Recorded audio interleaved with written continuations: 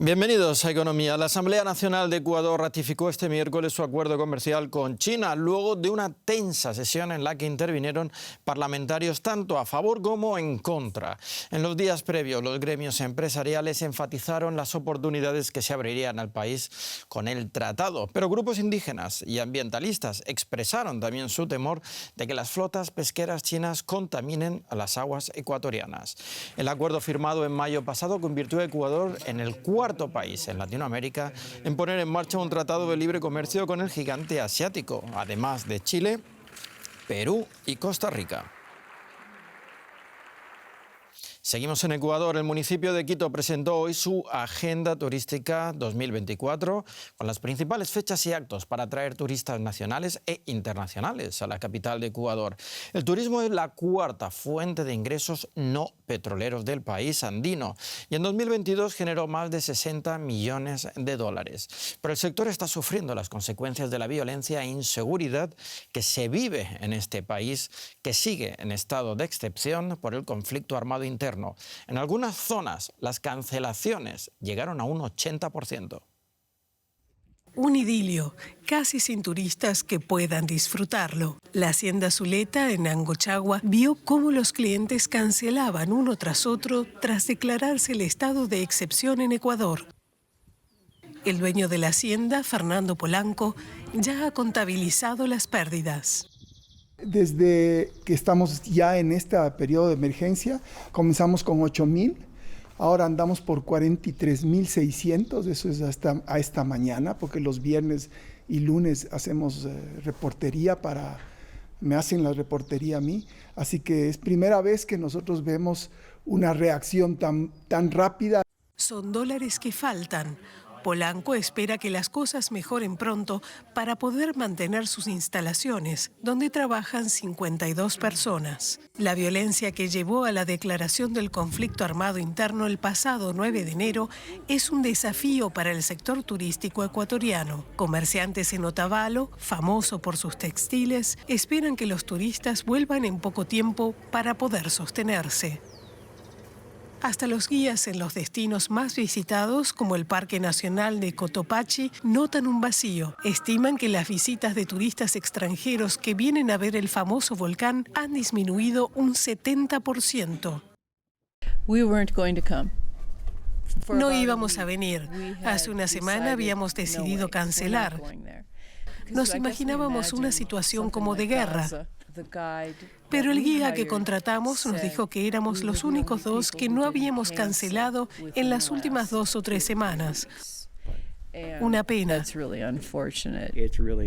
No es peligroso si estás con un guía que sabe lo que pasa. Los empresarios del sector confían en recuperar la actividad en los próximos meses. En Argentina, la denominada ley ómnibus, que le otorgaba poderes especiales por un año al presidente Javier Milei, regresará a comisión. Aunque la Cámara Baja había aprobado previamente el texto, en general, este martes los aliados del oficialismo traicionaron, en palabras del partido ultraliberal del mandatario, lo ya aprobado la semana pasada. Ahora habrá que armar de nuevo un dictamen de mayoría que regresaría su tramitación a la Cámara de Diputados antes de su posterior paso al Senado. Un duro revés para el ambicioso plan de reformas de Javier Milei. Sí, presidente, solicito pedir una moción del artículo 127, inciso 8, para que el asunto vuelva a comisión. Lo sometemos a consideración. Aprobado. Queda levantada la sesión. Sí. La Cámara de Diputados devolvía la conocida como ley ómnibus a las comisiones, donde se deberá volver a debatir el texto. La decisión fue vitoreada por los opositores a Milei en las calles de la capital argentina. Muchos llevaban días protestando contra el drástico plan de austeridad. Y estamos muy contentos porque es evidente que la presión popular y demás, o sea, esto no podía pasar, eso era una ley que ataca los derechos de todos los habitantes de la Argentina y también la tierra, el agua y todos los bienes comunes que tenemos en el país. Los planes del gobierno incluyen un millonario recorte del gasto público, así como la eliminación de subvenciones al suministro energético y al transporte público. Casi la mitad de los argentinos vive en la pobreza y la inflación supera el 200%. Los opositores a Milei creen que la ley ómnibus solo empeoraría la situación. Es decir, todo este debate no le sirvió para nada al oficialismo más que para mostrar cuáles eran sus cartas. Sus cartas eran privatizar las empresas del Estado, dejar a miles de familias en la calle como pasó en los años 90, atacar los derechos ambientales, atacar los derechos de trabajadores y trabajadoras. Así que ahora tienen que empezar de cero, pero habiendo desnudado cuál era su juego. Al asumir el poder en diciembre, el economista ultraliberal Javier Milei prometió aplicar una terapia de choque para rescatar la maltrecha economía argentina. Por ahora, la única realidad es que la moneda nacional se ha devaluado en más de un 50%. Nos vamos directos a Buenos Aires. Alejandro Rebosio, ¿cuáles han sido los artículos de la discordia en los que no hubo acuerdo? No hubo acuerdo, por ejemplo, en varios artículos para delegar funciones del Congreso al Poder Ejecutivo, al presidente de Argentina, Milei, por un año. Incluía la declaración de emergencia económica o de emergencia energética. Ahí hubo un rechazo. Y después de esos rechazos, cuando llegaba el momento de votar las privatizaciones de empresas estatales y se vio que no iban a ser aprobadas esas privatizaciones en su totalidad, entonces ahí, antes de votar, se decidió pasar a ese cuarto intermedio, suspender el debate y volver a comisión. Pero detrás de todos estos debates no solamente está la delegación de facultades y las privatizaciones, sino que hay un gran debate entre el gobierno de Argentina y los gobiernos de las provincias de Argentina por la distribución de un impuesto que se llama Impuesto País, que grava las importaciones y las compras de dólares, que se ha transformado este Impuesto País en el cuarto fuente de recaudación del Estado Nacional Argentino, y que las provincias exigen que se reparta parte en las provincias para aliviar el ajuste que Milei está aplicando sobre justamente estos distritos de Argentina. ¿Y en qué afecta ahora al programa económico de Javier Milei la caída de la ley ómnibus? El ministro de Economía de Argentina, Luis Caputo, acaba de decir que la caída de la ley ómnibus no afecta a su plan económico, que el plan económico sigue vigente, que en enero se logró ese déficit fiscal cero al que él apunta, como por un lado subiendo este impuesto país, que lo logró en diciembre, que gravó más a las importaciones, y por otro lado, sobre todo, ajustando gastos, por ejemplo, los giros que hace el gobierno nacional a las provincias, por ejemplo, en jubilaciones y pensiones, por ejemplo, paralizando la obra pública.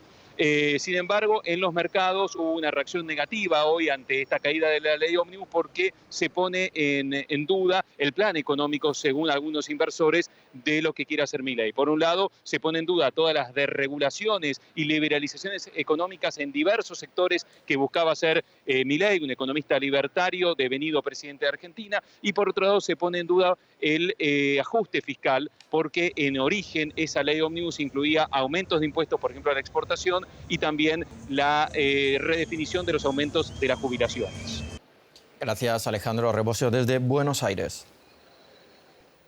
Y México ha desplazado en 2023 a China como el primer exportador a Estados Unidos. Son datos que se han dado a conocer hoy en Washington sobre la balanza comercial, y es algo que ocurre por primera vez en las últimas 2 décadas. Este cambio coincide con un momento en el que la tensión entre Estados Unidos y China no termina de resolverse y el comercio internacional se ajusta a la nueva realidad de la post-pandemia. Ana Nieto, ¿qué hay detrás de estas cifras?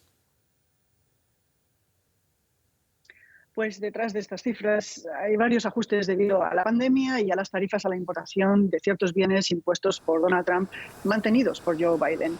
Aunque México es uno de los países más beneficiados por el nearshoring, con el que se rediseña la globalización, y eso además le ha permitido atraer un buen número de inversión extranjera directa, las exportaciones a Estados Unidos han sido bastante similares a las del año 2022. Ha sido el déficit con China lo que ha bajado, y por muchos factores. Uno de ellos es que las las ventas a este país han seguido de este país han seguido el patrón de consumo de Estados Unidos, muy importante en bienes en el año de la pandemia e inmediatamente posterior, pero más dirigidas a servicios en los años siguientes en detrimento de las ventas que se hacen desde China. Pero además, dado que las tarifas que se impusieron en el año 2018 restan competitividad a los productos que se mandan directamente de China, lo que han hecho los fabricantes de este país es optar por tener bases en otros países como Vietnam y la misma México para reconducir estas ventas y evitar así los aranceles. Es decir, que en cierta medida el reequilibrio se queda un poquito en la superficie, de momento. Biden y Xi se encontraron el pasado noviembre. ¿Han mejorado las relaciones desde entonces? Pues se ha roto el hielo, por más que entre los dos países se mantengan abiertos contenciosos que por problemas industriales, de espionaje, de subsidios, aranceles y sanciones.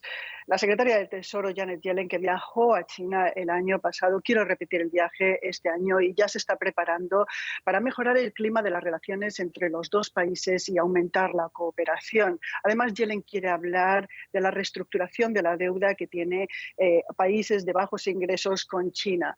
Las relaciones con China son cada vez más complicadas debido también a problemas geoestratégicos y sobre todo los aranceles, que no se terminan de levantar.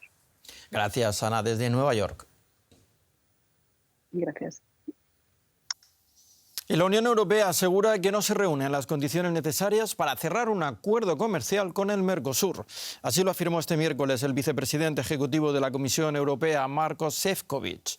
El pacto de libre comercio entre el bloque comunitario y el Mercosur vuelve a estar en el punto de mira al calor de las recientes protestas de agricultores europeos. Estos aseguran que se enfrentan a la competencia desleal de importaciones procedentes de países que no cumplen los estrictos criterios medioambientales de la Unión Europea. Y aquí ponemos punto y final a esta edición de Economía, pero ya saben, pueden seguir estas y otras noticias en nuestras redes sociales. Hasta pronto.